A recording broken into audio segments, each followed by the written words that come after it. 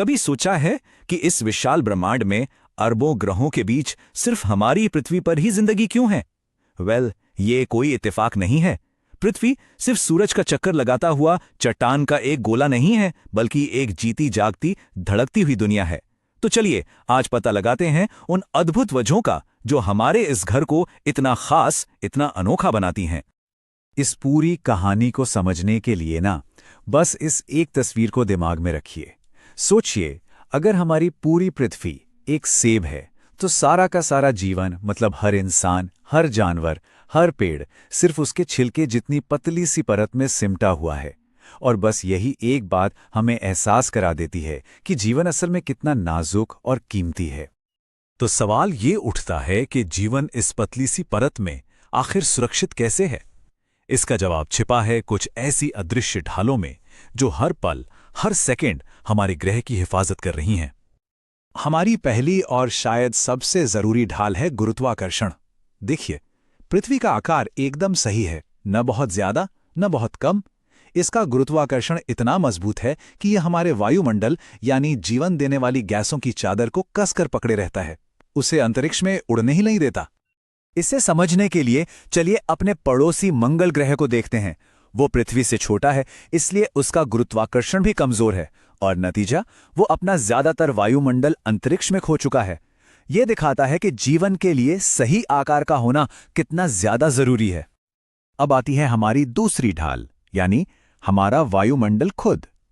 ये हमें सिर्फ सांस लेने के लिए ऑक्सीजन ही नहीं देता, बल्कि इसमें मौजूद ओजोन परत एक तरह से सनस्क्रीन का काम करती है, जो हमें सूरज से आने वाली खतरनाक पराबैंगनी किरणों से बचाती है। और फिर है हमारी तीसरी और सबसे शानदार ढाल, पृथ्वी का चुंबकीय क्षेत्र। ये हमारे ग्रह के पिघले हुए कोर से पैदा होता है और एक अदृश्य शक्ति क्षेत्र बनाता है जो सूरज से आने वाले खतरनाक कणों और अंतरिक्ष की जानलेवा किरणों को हमसे दूर धकेल देता है। सच कहूं तो इन तीन ढालों के बिना यहां जीवन का कोई नामो निशान नहीं होता। तो ठीक है, हमारे पास ये अदृश्य ढालें तो हैं जो हमें बचा रही हैं, लेकिन सिर्फ बचना ही तो काफी नहीं है ना? जीवन को पनपने के लिए माहौल भी एकदम सही होना चाहिए। चलिए आगे बढ़ते हैं और देखते हैं कि पृथ्वी के पास वो कौन सी खासियतें हैं। पृथ्वी की जो लोकेशन है ना, वो एकदम परफेक्ट है। ये सूरज से बिल्कुल सही दूरी पर है। इस जगह को गोल्डीलॉक्स जोन भी कहते हैं, मतलब जहां ना तो इतनी गर्मी है कि पानी भाप बन जाए और ना ही इतनी ठंड कि सब कुछ जम जाए। यहां तापमान बिल्कुल ऐसा है कि पानी यानी जीवन का अमृत तरल रूप में रह सकता है।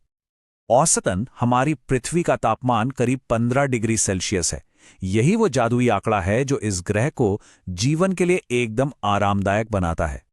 लेकिन यहीं पर एक मजेदार पहेली सामने आती है। बुध ग्रह सूरज के सबसे करीब है, तो फिर हमारे सौरमंडल का सबसे गर्म ग्रह शुक्र क्यों है, जो उससे भी दूर है? इसका जवाब एक ऐसी प्रक्रिया में छुपा है जो हमारी पृथ्वी के लिए भी बेहद जरूरी है। इसे कहते हैं ग्रीन हाउस इफेक्ट। शुक्र का जो वायुमंडल है वो कार्बन डाइऑक्साइड जैसी गैसों से भरा हुआ है, जो एक मोटे कंबल की तरह सूरज की गर्मी को अंदर तो आने देता है पर उसे बाहर नहीं जाने देता। इसी वजह से वहां का तापमान किसी भट्टी जैसा हो गया है। और मजे की बात यह है कि यही ग्रीन हाउस इफेक्ट पृथ्वी पर भी होता है, लेकिन एक संतुलित मात्रा में। यही संतुलन हमारे ग्रह को रात में जमने से बचाता है और इसे जीवन के पनपने लायक गर्म रखता है।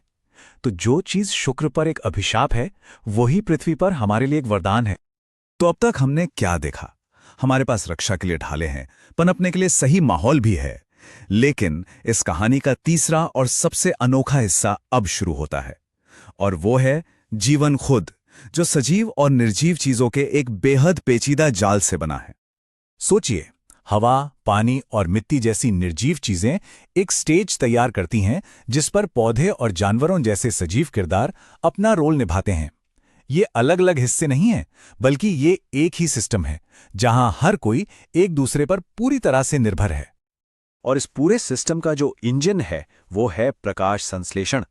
ये वो कमाल की प्रक्रिया है जिससे पौधे हवा से कार्बन डाइऑक्साइड, जमीन से पानी और सूरज से रोशनी लेकर अपना भोजन बनाते हैं, और बदले में हमें वो ऑक्सीजन देते हैं जिसके बिना हम एक पल भी जिंदा नहीं रह सकते।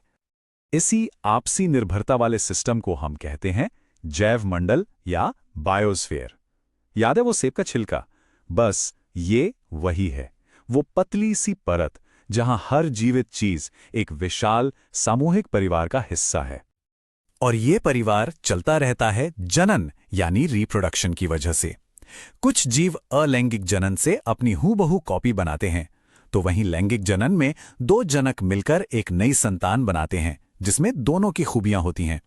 यही छोटी छोटी भिन्नताएं प्रजातियों को बदलते वक्त के साथ ढलने और जिंदा रहने में मदद करती हैं।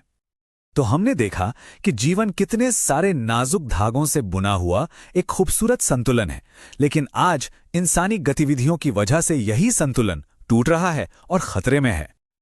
आज हमारा ग्रह एक नहीं बल्कि 3 बहुत बड़े और एक दूसरे से जुड़े संकटों का सामना कर रहा है।